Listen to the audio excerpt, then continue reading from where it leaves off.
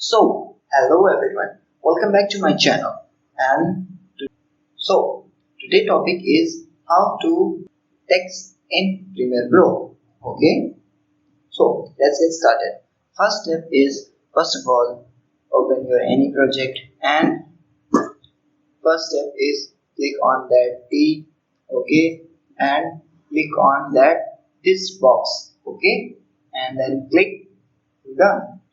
This layer for automatically make. Okay, and now I I writing for anything. Okay, so say my name is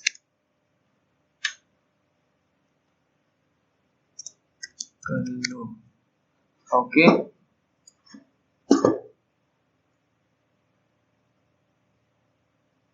say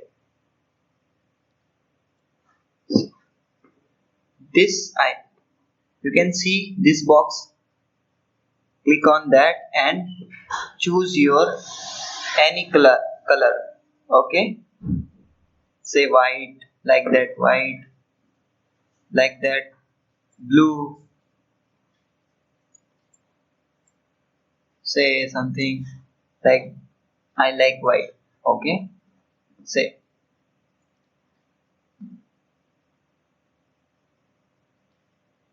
done.